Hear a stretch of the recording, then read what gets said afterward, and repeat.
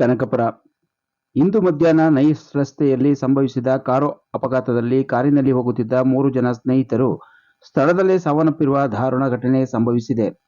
ಮೃತ 3 ಜನ ಸ್ನೇಹಿತರಾಗಿದ್ದು, ಇಂದು ಕನಕಪುರದಿಂದ ಗೋವಾಕ್ಕೆ ಪ್ರವಾಸ ಹೋಗುತ್ತಿದ್ದರೆಂದು ತಿಳಿದುಬಂದಿದೆ.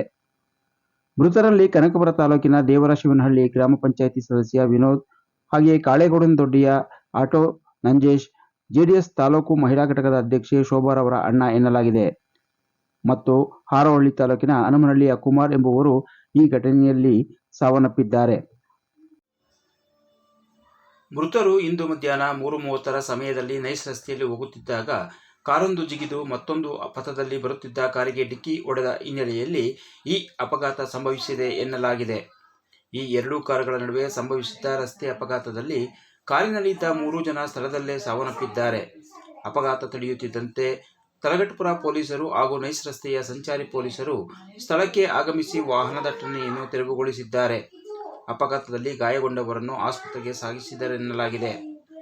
ಮೃತ ವ್ಯಕ್ತಿಗಳ ದೇಹವನ್ನು ಬೆಂಗಳೂರಿನ ರಾಜರಾಜೇಶ್ವರಿ ಆಸ್ಪತ್ರೆಯ ಶವಾಗಾರದಲ್ಲಿ ಇಡಿಸಲಾಗಿದೆ. ಮರಣೋತ್ತರ ಪರೀಕ್ಷೆಯಾದ ನಂತರ ಮೃತರ ವಾರಸುದಾರರಿಗೆ ಮೃತ ವ್ಯಕ್ತಿಗಳ ಶವವನ್ನು ಪೊಲೀಸರು ಹಸ್ತಾಂತರಿಸಲಿದ್ದಾರೆ.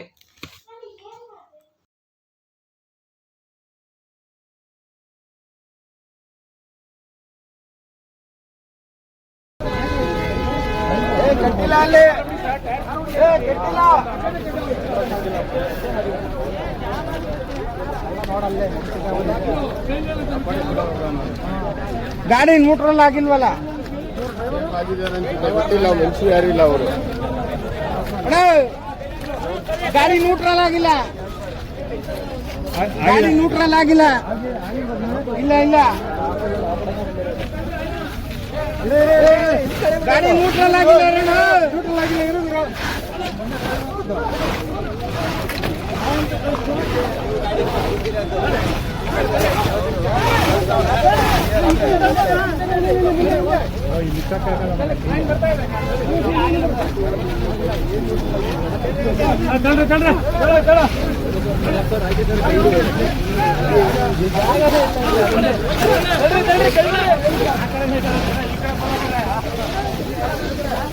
ಎಲ್ಲ ಈ ಕಡೆ ಬನ್ನಿ, ಆ ಕಡೆ ಜಾಸ್ತಿ ಎಲ್ಲ ಬನ್ನಿ.